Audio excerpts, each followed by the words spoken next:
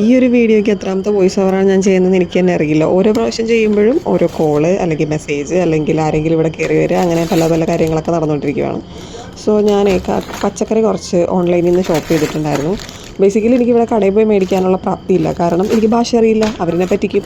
അതുകൊണ്ട് ഞാൻ എപ്പോഴും ഓൺലൈനിൽ നിന്ന് സാധനങ്ങൾ മേടിക്കുന്നത്. അപ്പോൾ നാളെ ലഞ്ചിന് കൊണ്ടുപോകാൻ വേണ്ടി എന്ത് കറി വയ്ക്കുമെന്ന് ആലോചിച്ച് അങ്ങനെ കുറച്ച് അലകുലത്തെ സാധനങ്ങളൊക്കെ മേടിച്ചു. മുരിങ്ങാക്കോല്, വെണ്ടയ്ക്കല്ല, കോവയ്ക്ക, കൊത്തമര അങ്ങനെ മേടിച്ചു.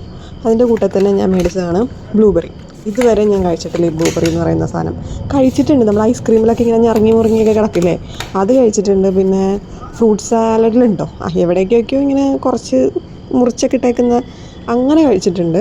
അല്ലാതെ ഒരു ഫുള്ളായിട്ടൊന്നും കഴിച്ചിട്ടില്ല. അപ്പം ഞാനിന്ന് നോക്കുമ്പോൾ ഓൺലൈനിൽ പ്രൈസ് ഭയങ്കര കുറവാണ്. എപ്പോഴും ഭയങ്കര 200 റുപ്പീസ് അതിന് മുകളിലൊക്കെ ആയിരിക്കും.